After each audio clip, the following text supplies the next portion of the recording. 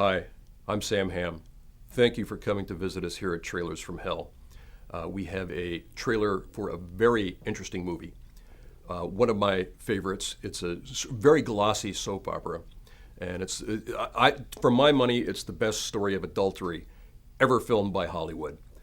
Kirk Douglas, Kim Novak, Strangers When We Meet. Strangers When We Meet is a story in which Kirk Douglas, as an architect in Brentwood, happens to glance across the street one morning as he's taking his kid to the school bus stop and sees Kim Novak. And like many of us who are movie fans, he is instantaneously smitten. This is a movie in which the two characters fall in love almost instantly. They have a sort of ongoing flirtation. They're sort of back and forth for a while, and then they enter into a full-fledged affair. And it's one of the movies in which Kim Novak's sort of otherworldly qualities are tamped down a little bit.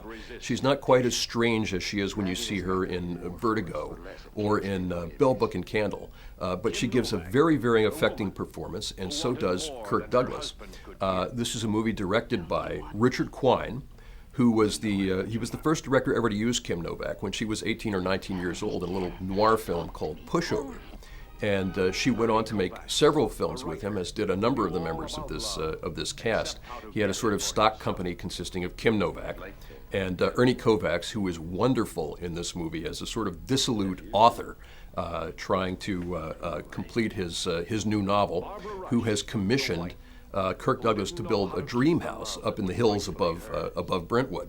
The interesting thing about this movie is the house that was being built is actually a house that director Richard Quine had commissioned. His plan at the time was to marry Kim Novak and move in to the house when the production was over. As it turned out, the two of them wound up not consummating their marriage, although it did turn out that they made a few more movies together, including The Notorious Landlady.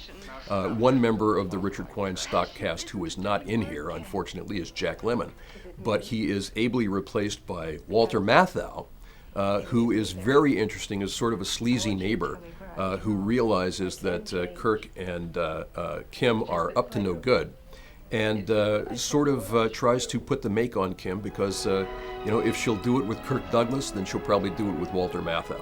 That seems to be his logic anyway.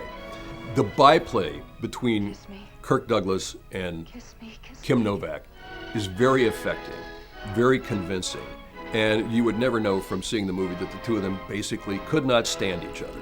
Strangers When We Meet.